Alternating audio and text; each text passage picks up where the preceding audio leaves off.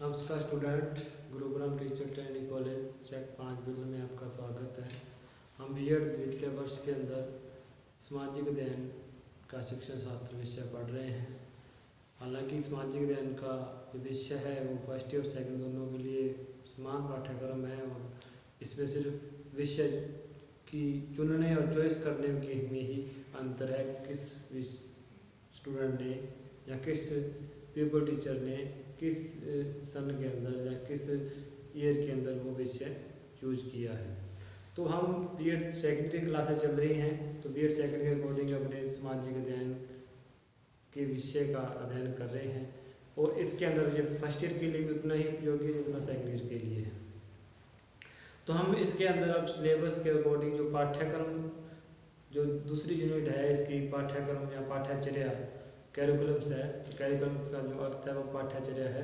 तो पाठ्यचर्या के आधार पर हम उसका अर्थ और उसकी उद्देश्य या उसकी विशेषताओं का अध्ययन कर रहे हैं।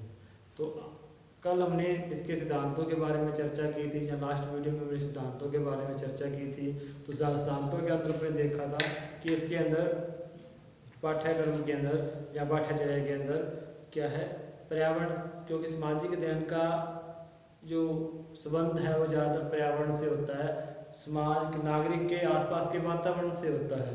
तो उसमें सिद्धांत के अकॉर्डिंग यही था कि पर्यावरण की केंद्रता, पर्यावरण को केंद्र मान करके इस प्रकार का सिलेबस बनाया जाता है या इस प्रकार का पाठ्यक्रम बनाया जाता है। दूसरा है समान केंद्रता का, समाज केंद्रता। तो समाज में नागरिक को समाज में रहना है, तो समाज के आसपास का जो वातावरण है उसको आधार मान करके पाठ्यक्रम का निर्माण किया जाता है या किया जाना चाहिए। तो प्रत्येक जो किसी न किसी का उद्देश्य होता है, तो उद्देश्यों के आधार पर भी पाठ्यक्रम का निर्माण किया जाता है कि क्या उद्देश्य निर्धारित किए जाएंगे, किस स्तर पर कौन से उद्देश्य निर्धारित किए जाएं, किस उस उद्देश्यों को निर्धारित करते समय बालक की आयु, बालक की बुद्धि लब्धि, बालक की विशेष योग्यताएं और उनके विभिन्न स्तरों का अध्ययन दिया जाता है। इसी प्रकार से उपयोगिता का कि एक अच्छा पाठ्यक्रम तभी सफल होगा जब वो समाज, एक नागरिक, एक बालक को एक अच्छा नागरिक बनाने का प्रयास करेगा या एक अच्छा नागरिक बनाने में क्या है वो सहायता करेगा। तो उपयोगिता का सिद्धांत इसके अंदर लागू होता है। क्रियाशीलता का सिद्धांत, तो सामाजिक अध्ययन के अंदर जब बालक पढ़ता है तो पढ़ने के साथ कुछ ऐसी क्रियाएं भी करता है जिससे एक्टिविटी उसको अपने आप करके सीखता है। इस प्रकार से कोई मैप बनाना, कोई इसके अंदर किसी सारणी के अंदर तुलनात्मक अध्ययन करना, या फिर अपने से कह सकते हैं कि मिट्टी के बर्तन बना लेना, रेखा चित्र बना लेना, और गत्ते या थर्मोकोल से कुछ वस्तुएं बनाना, किसी दार्शनिक के या किसी महान पुरुष के चित्र बना लेना, उसको थर्मोकोल पर काट करके, इस प्रकार की क्रियाविधि हैं। या कुछ इस प्रकार से अपने पाई चार्ट के रूप में कुछ कलाकृतियाँ बना लेना। और इसी आधार पर हम कह सकते हैं कि उसके अंदर अपने ऐसी एक्टिविटीज़ गत्ते से या मिट्टी से या किसी वस्तु से जब वो मॉडल वगैरह तैयार करता है, तो इसका मतलब बालक क्रियाशील रहता है और अपने आप को वो करके कार्य को करके सीखता है। लचीलेपन का सिद्धांत, तो ये पाठ्यक्रम जो होता है वो थोड़ा लचीलापन होना चाहिए उसके अंदर, ताकि वो मंदबुद्धि बच्चों के लिए भी उपयोगी हो और जो प्रतिभाशाली बालक है उनके लिए उपयोगी हो, और समय के परिस्थितियों के अनुकूल या परिस्थितियों के अनुसार उसके अंदर चेंज किया जा सके। इसी के आधार पर हमने देखा था अध्यापक से परामर्श का सिद्धांत, क्योंकि उस पाठ्यक्रम को या उस पाठ्यक्रम को लागू करने का जो मुख्य उद्देश्य है या मुख्य आधार है वो क्या है, टीचर है या अध्यापक है। क्योंकि अध्यापक ने उसको लागू करवाना है, बच्चों पर लागू करना है। बच्चे अध्यापक के माध्यम से उस पाठ्यक्रम को पूरा करेंगे या उस पाठ्यचर्या के माध्यम से जो क्रिया निर्धारित की उसको पूरा करेंगे।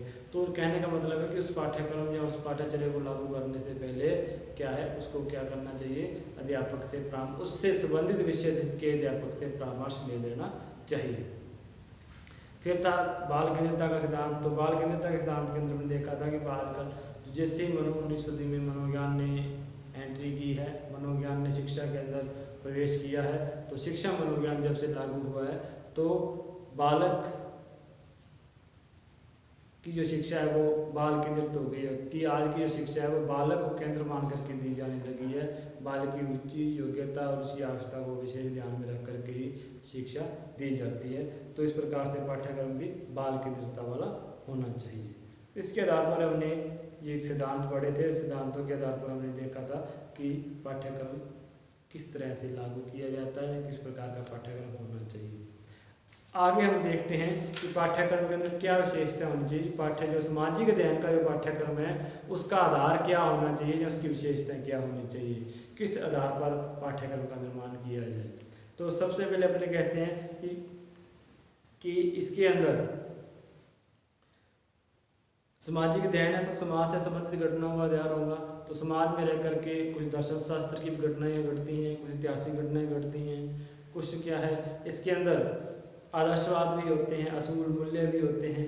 इस आधार पर अपने कह सकते हैं कि इसमें सभी आधारों पर समावेश करते हुए पाठ्यक्रम का निर्माण किया जाता है। तो इसी के आधार पर हम देखते हैं कि कौन कौन से मूल तत्व इसमें निहित होते हैं, कौन कौन सी विशेषताएं इसमें निहित होती है सामाजिक अध्ययन के पाठ्यक्रम के निर्माण के समय या सामाजिक अध्ययन के पाठ्यचर्या निर्माण के समय। क्योंकि इसका मूल जो अपना बेस पाठ्यक्रम नहीं रहता है कि आपका सामाजिक अध्ययन का पाठ्यक्रम क्या है, तो इसलिए इसको पाठ्यक्रम के आधार पर ही मान कर चलते हैं कि पाठ्यक्रम क्या होता है। क्योंकि यदि पाठ्यक्रम उद्देश्य है तो लगभग सेम से होंगे और इसी आधार पर अधिकतर जो उसको पाठ्यक्रम ही कह दिया जाता है। लेकिन जब उसके अंतर आता है तो अंतर के अंदर अपने विशेष रूप से ध्यान रखना है कि पाठ्यक्रम सिर्फ सीमित होता है जो किताबी ज्ञान के अंदर आता है, कक्षा के बैठ करके जो अध्ययन किया जाता है निश्चित समय में किया जाता है। लेकिन पाठ्यचर्या के अंदर उस कक्षा के अंदर जो गतिविधियाँ होती है, उसके बाद विद्यालय के अंदर जो गतिविधियाँ होती है सांस्कृतिक या खेलकूद या विद्यालय से बाहर उस उद्देश्यों को निर्धारित करते हुए उस उद्देश्यों को पूर्ति करते हुए जो विद्यालय से बाहर भी गतिविधियाँ होंगी वो भी क्या है पाठ्यचर्या के अंदर सम्मिलित होती है। इतना सा आपको ध्यान रखना है। तो इसमें बार बार जो पाठ्यक्रम शब्द आता है तो आपके सिलेबस में पाठ्यचर्या है तो इसको पाठ्यचर्या का ही नाम दिया जाता है कि पाठ्यचर्या के आधार पर क्या क्या सिद्धांत होंगे, किस प्रकार की विशेषताएं होंगी।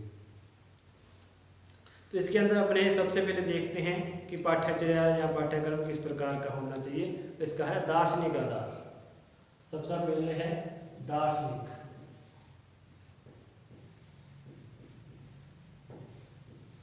दार्शनिक आधार।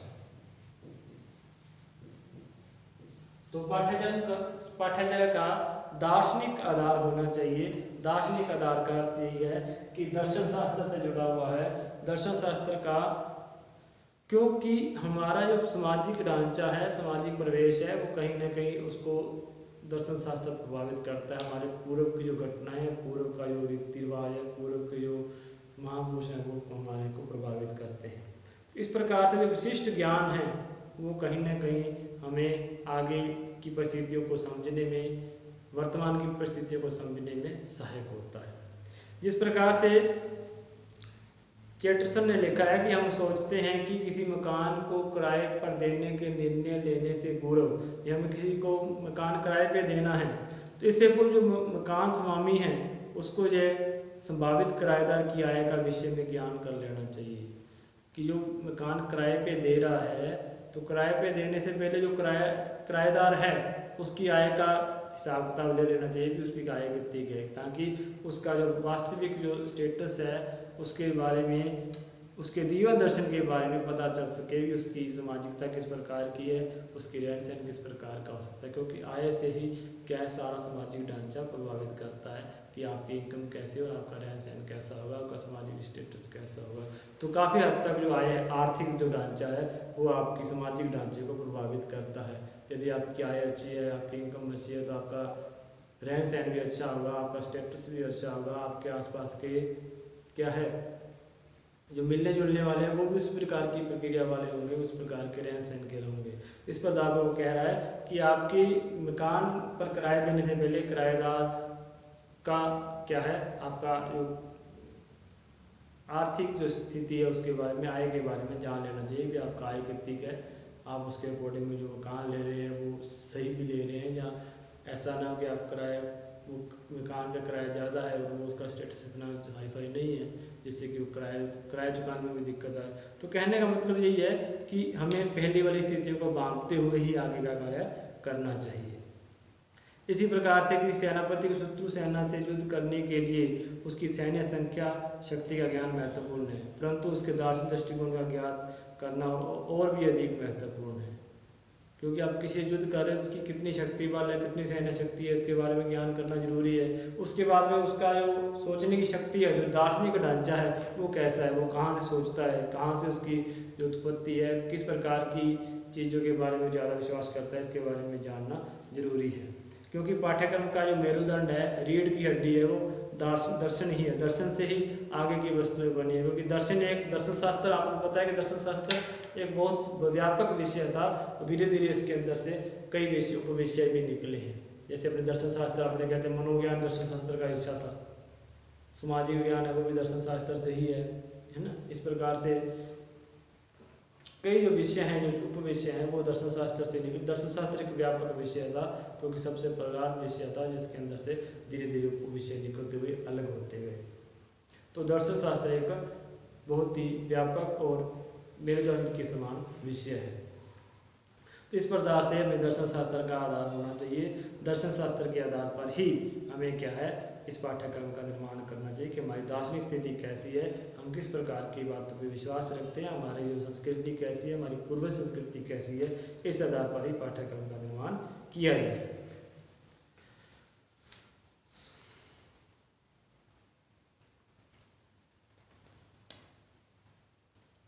और इसके अंदर अपने प्रत्येक दार्शनिक विचारधारा का पाठ्यक्रम पर प्रभाव अनिवार्य रूप से पड़ता है। ऐसा संभव नहीं है कि कोई भी दार्शनिक विचारधारा विकसित हो जाए परंतु वह संबंधी समाज के पाठ्यक्रम को प्रभावित न करे। अभी तक जो दार्शनिक विचारधारा विकसित हुई हैं उसमें प्रमुख रूप से जो है, क्योंकि अब दर्शन शास्त्र में भी कई प्रकार की विचारधाराएं होती हैं। दर्शन शास्त्र विषय है तो दर्शन शास्त्र ज्ञान करते करते हमारी जो समय समय पर विचारधाराएं बदलती रहती है। कभी आदर्शवाद आ गया, प्रयोजनवाद आ गया, है ना, प्रकृतिवाद आ गया, आदर्शवाद और पाठ्यक्रम आ गया। तो दर्शन शास्त्र समय समय पर विचारधाराओं से बढ़ता हुआ आगे बढ़ता है, क्योंकि जिस प्रकार की एक लहर चलती है उस लहर के अकॉर्डिंग हम कार्य करते हैं। तो पहले अपने कहते हैं कि आदर्शवाद था, आदर्शवाद में नैतिकता थी, अनैतिकता के आधार पर जो मूल्य थे उसके आधार पर कार्य किया जाता था। नीति शास्त्र, धर्मशास्त्र को अधिक विश्वास किया जाता था। बाद में क्या प्रकृतिवाद आ गया, तब कहा कि जो बालक को क्या स्वतंत्र छोड़ दो, प्रकृति में छोड़ दो, प्रकृति अपने आप सिखा देगी। इस प्रकार की विचारधारा आई। फिर प्रयोजनवाद आया। प्रयोजनवाद क्या है, शास्त्र सत्य पर विश्वास नहीं रखता था। इस आधार पर सत्य परिवर्तनशील है। वो कहता है कि समय और परिस्थिति के कोई बात सत्य है, कोई असत्य हो सकती है। किसी के लिए वो बात सत्य है, उद्देश्य के आधार पर सत्य निर्धारित किया जाता है। जो बात किसी के लिए सत्य है दूसरे के लिए असत्य भी हो सकती है। तो वो कहता है कि विचारधारा शाश्वत सत्य नहीं हो सकती, कहीं पर वो चीज़ सत्य है, कहीं पर असत्य है।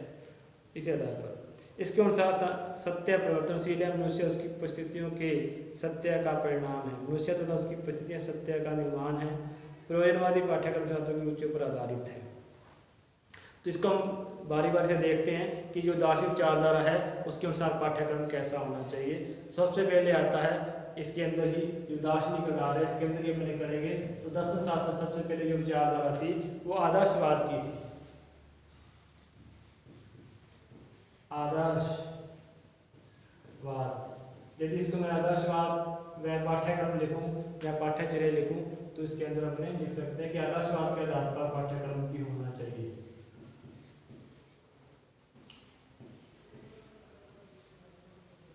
आदर्शवाद व पाठ्यचर्या, इसके आधार पर कहें कि आदर्शवादी विचारधारा का मुख्य रूप से शाश्वत मूल्यों पर विश्वास करती है। मानव अपने जीवन के शाश्वत मूल्यों की प्राप्ति हेतु समर्पित करने पर बल देता है कि आपके जो मूल्य हैं उनके लिए रक्षा करनी है, उसके लिए ही जीवन को समर्पित करना है।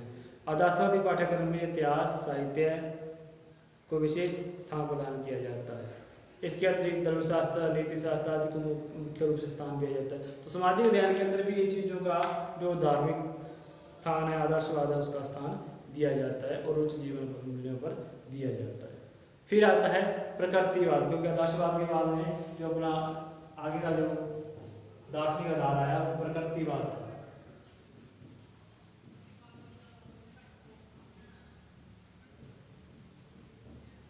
प्रकृतिवाद और पाठ्यचर्या, तो सामाजिक अध्ययन के पाठ्यचर्या के अंदर कुछ चीजें आदर्शवाद के आधार पर तो हमें शास्त्र सत्य मूल्यों की बात की जाती है, जैसे कि सामाजिकता के अंदर वो धर्म संबंधी अपने आदर्शों संबंधी बातों को सीखता है। इसके आधार पर जब प्रकृतिवाद आया तो प्रकृतिवाद ने कहा कि हमें जो बालक है उसको स्वतंत्र छोड़ देना चाहिए, प्रकृति के अंदर स्वतंत्र रूप से छोड़ दो, ताकि वो बालक स्वयं उसके साथ सीख सके। तो इसके साथ ही हमें कुछ चीज़ें जैसे खेलकूद है, व्यायाम है, शैक्षणिक प्रबंधन है, तो इस प्रकार की चीज़ें हम पाठ्यक्रम में शामिल करेंगे, जिससे कि वो बालक स्वयं सीखेगा और स्वयं अनुभव करके बालक का जो ज्ञान, क्योंकि बालक का जो स्थायी ज्ञान है वो स्वयं सीख करके जब ज्ञान को प्राप्त करता है वो ज्ञान स्थायी हो जाएगा। स्वयं करके सीखता है, स्वयं अपनी आंखों से अवलोकन करता है। एक बात अपने है कि जितनी ज्ञानेंद्रियों का अधिक प्रयोग किया जाए किसी कार्य को सीखने के लिए, जितनी ज्ञानेंद्रियों का अधिक प्रयोग किया जाएगा वो कार्य उतना स्थायी हो जाता है, वो उसका अनुभव उतना स्थायी हो जाता है कि केवल सुनने के साथ अपने देखना भी, ठीक है, उसके साथ बाद में उसको ज्ञानेंद्रियों के रूप में लिख भी लेना। तो ये चीज़ें हैं, जितनी किसी चीज़ के लिए या किसी अधिगम के लिए जितनी इंद्रियों का प्रयोग अधिक होगा वो ज्ञान उतना स्थायी हो जाएगा। ये बात अपने स्पष्ट है या लिखी की अपने कह सकते हैं कि ज्ञानेंद्रियों के जितनी ज्ञानेंद्रियाँ अधिक प्रयोग होगी तो उसका ज्ञान उतना स्थायी हो जाएगा। क्योंकि केवल सुनते हैं तो वो भूल जाते हैं, सुनने के साथ साथ अपने देख भी लेते हैं तो ज्ञान थोड़ा सा स्थायी हो जाता है। उसके बाद हम ज्ञान को सुनने के साथ देखने के साथ उसके बाद हमने रीड भी कर लेते हैं, उसको लिख लेते हैं, लिख करके नोट्स के रूप में लिख लेते हैं, तो ज़्यादातर वो ज्ञान स्थायी हो जाता है। हालांकि अभ्यास के द्वारा तो ज्ञान बार बार अभ्यास करेंगे स्थायी होगा ही, लेकिन यदि जितनी अधिक ज्ञानेंद्रियों का प्रयोग हम किसी विषय के लिए करते हैं वो ज्ञान अधिक स्थायी होता है। इसी के आधार पर अपने स्वतंत्र रूप से क्या है, प्रकृतिवाद ने कहा है कि व्यायाम, पर्यटन, निरीक्षण, भूगोल, विज्ञान विषयों को प्रमुख स्थान प्रदान करते हैं। तो इसके आधार पर कुछ चीज़ें प्रकृतिवाद के आधार पर भी होनी चाहिए, होती हैं। फिर है प्रयोजनवाद। प्रयोजनवाद और पाठ्यचर्या।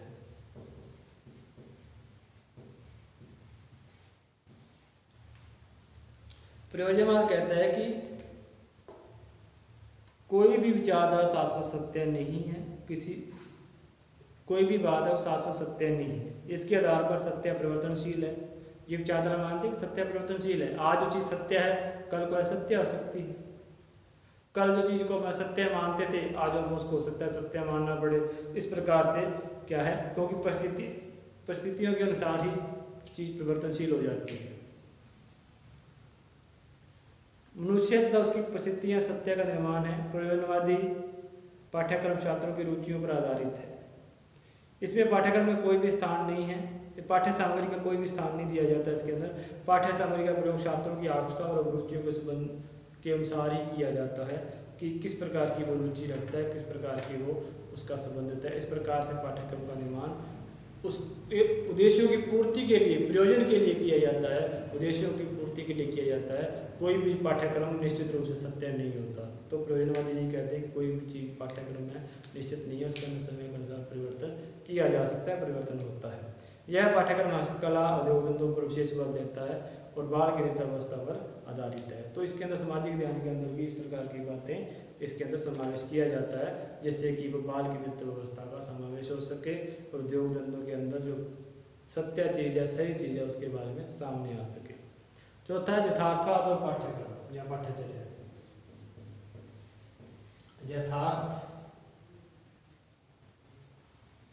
यथार्थवाद और पाठ्यचर्या।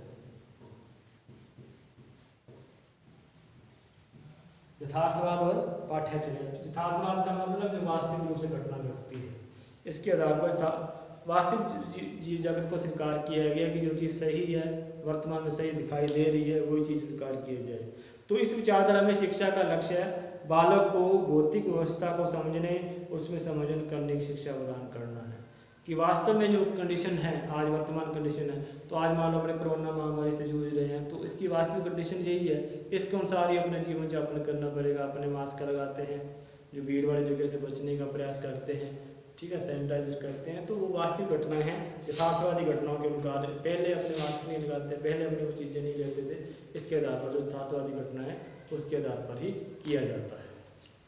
आगे की जो घटनाएं हैं उसके अंदर अपने कह दें कि मनोवैज्ञानिक आधार,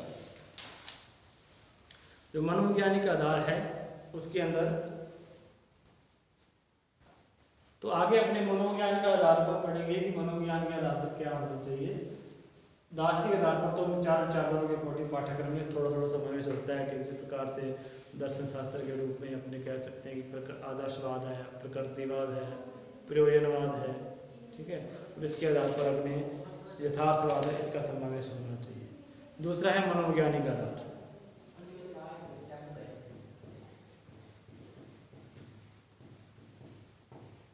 मनोवैज्ञानिक आधार का अर्थ ये है कि जिस प्रकार से बालक की रुचि और योग्यता के अनुसार अपने उसका ध्यान रखते हैं, तो पाठ्यक्रम के अंदर भी बालक की रुचि, योग्यता और आवश्यकता, विशेष आवश्यकता का ध्यान रखा जाए। तो हॉरल्ड टी जॉनसन के अनुसार पाठ्यक्रम में मनोविज्ञान में वे तथ्य हैं जिसमें अधिगम प्रक्रिया को प्रभावित करते हैं। अधिगम प्रक्रिया में प्रभावित करने के लिए बालक की रुचि है, बालक की योग्यता है, बालक की आवश्यकता है, बालक की क्षमता है, कितनी कैपेसिटी है उसकी, है ना, अनुभवों, अभियोग्यताओं पर आधारित करने का प्रयास किया जाना चाहिए। इसके बातों का ध्यान रख करके ही पाठ्यक्रम का निर्माण किया जाए। तो मनोवैज्ञानिक आधार का ही परिणाम है। क्रिया प्रधान अनुभव आधारित पाठ्यक्रम भी मनोविज्ञान का ही आधारित माना जाता है। तो इस प्रकार से इन मनोवैज्ञानिक आधार पर रुचि, बालक की रुचि, योग्यता, उसका वातावरण, उसकी क्या है हाल, सामाजिक स्थिति को भी ध्यान में रख करके क्या है पाठ्यक्रम का ध्यान रखा जाए। इसी प्रकार से हम कहते हैं कि पाठ्यक्रम लचीला होना चाहिए ताकि उसकी सामाजिकता का भी उसके अंदर थोड़ा सा समावेश हो सके, उसके ध्यान पर उसको आधार मानकर भी उस पर शिक्षा दी जा सके। तो इसमें पाठ्यक्रम निर्माता को शिक्षार्थी के व्यवहार के संबंध में बुद्धिमत्तापूर्ण निर्णय लेने में सहायता सिद्ध होते हैं। तो मनोवैज्ञानिक आधार क्या है, बालक की रुचि, योग्यता के आधार पर क्या है एक निष्कर्ष निकालता है कि किस प्रकार का पाठ्यक्रम होना चाहिए। दूसरा है ऐतिहासिक आधार। ऐतिहासिक आधार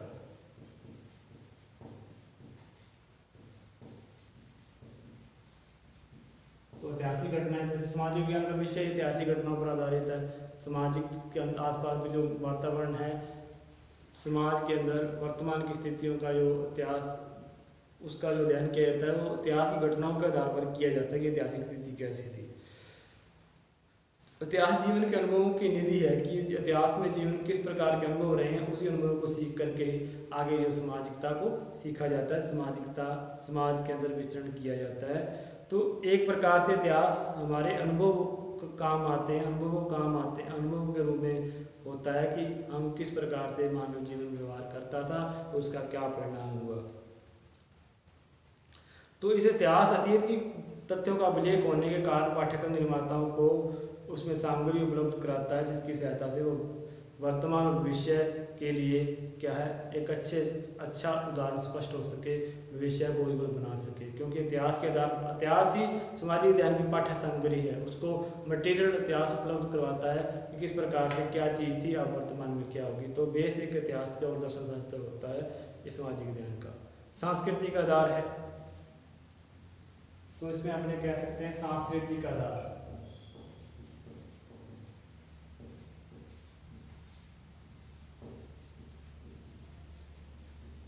सांस्कृतिक आधार, तो सांस्कृतिक आधार पे अपने कह सकते हैं कि हमें संस्कृति की समाज में जीवन किस संबंधित होती है, किस समाज के अंदर संबंधित है, उसके आधार पर उसमें उन कौशलों को, विचारों को और मूल्यों का समावेश होना चाहिए कि संस्कृति किसी भी समाज की संपूर्ण जीवन पद्धति से संबंधित होती है। संस्कृति के अंदर रीति रिवाज है, पहनावा है, उसका रहन सहन है, सब संस्कृति के अंदर आ जाते हैं। तो एक प्रकार से वो पूरी जीवन पद्धति उससे संबंधित होती है। तो पाठ्य वस्तु में उस संस्कृति से संबंधित, उस जो रीति रिवाज से संबंधित हमें कौशल, विचारों और मूल्यों का समावेश करना चाहिए जो समाज द्वारा बहुमूल्य रूप से माने जाते हैं या महत्वपूर्ण माना जाता है। तो इस प्रकार से संस्कृति पक्ष को समुचित महत्व देकर असंभव और अज्ञानी कर सुसंस्कृत मानव बनाया जा सकता है। तो इस आधार पर हम कह सकते हैं कि सांस्कृतिक पक्ष का महत्वपूर्ण ध्यान दिया जाना चाहिए, संस्कृति को भी आधार मान करके। क्योंकि हमारी जो मान लो भारत की संस्कृति वैदिक संस्कृति है, तो वैदिक संस्कृति के अंदर हम उसके उद्देश्यों, उसके जो विशेष बातें थी उसको ध्यान में रख करके आगे की शिक्षा है पाठ्यक्रम में उसका निर्माण किया जाता है। सामाजिकता आधार,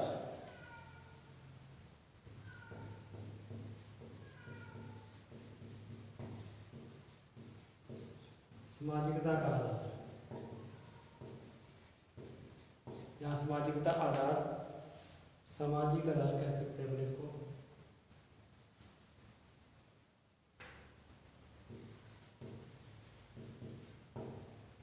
तो सामाजिक आधार के अंदर में, क्योंकि अपने सामाजिक अध्ययन का विषय है तो समाज से संबंधित है, तो सामाजिक आधार होना आवश्यक है।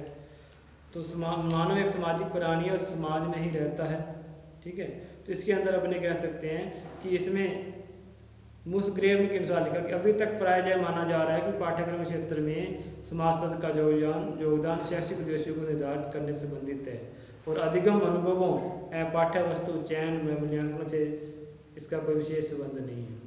यह दृष्टिकोण उपयुक्त नहीं है, क्योंकि पाठ्यक्रम जिस सामाजिक स्थिति में संचालित होता है वह उद्देश्यों के अतिरिक्त पाठ्य वस्तु व अधिगम अनुभवों का चयन शिक्षण विषयों व मूल्यांकन प्रक्रिया के निर्धारण में महत्वपूर्ण भूमिका निर्वाह करता है। तो इस प्रकार से गुरुजी ने कहा है कि हमें सिर्फ शैक्षिक उद्देश्यों की पूर्ति या उसका जो स्थिति है उसको ही नहीं उपलब्ध करवाता, इसके अंदर अपने अतिरिक्त पाठ्य वस्तु है और अनुभवों को चयन करने में भी सामाजिक आधार है, वो सामाजिक आधार सहायता करता है या सामाजिकता सहायता करती है। इस प्रकार से अपने जैसे विश्वास है, आस्थाएं हैं, मूल्य हैं, नैतिक मूल्य हैं, सिद्धांत हैं, रीति रिवाज है, आकांक्षाएं हैं, है ना। तो इसके प्रकार से आर्थिक, धार्मिक, सांस्कृतिक परिस्थितियां हैं, इसका ध्यान रखना, छात्रों की पारिवारिक और पृष्ठभूमि का ध्यान रखना, सांस्कृतिक प्रवर्तनों का मनोविज्ञान समाजशास्त्र से सम्मिलित करना, इस आधार पर अपने कह सकते हैं। और लास्ट पॉइंट है इसका वैज्ञानिक आधार।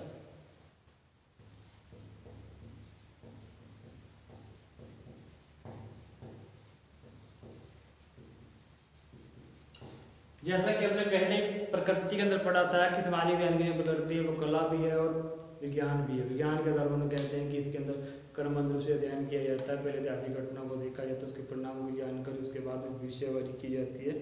तो शिक्षा का वैज्ञानिक आधार पर है, आधार का अर्थ है कि शैक्षिक उद्देश्यों को उपयोगी बनाना और पाठ्यक्रम में विज्ञानों की शिक्षा का समावेश करना, शिक्षण विधि में आगमन पर बल देना, इंद्रिय परीक्षण को अधिक महत्वपूर्ण स्थान देना, कि इंद्रिय परीक्षण का मतलब है अपने ज्ञानेंद्रियों का अधिक प्रयोग किया जा सके, इस प्रकार की पाठ्य सामग्री बनाई जाए।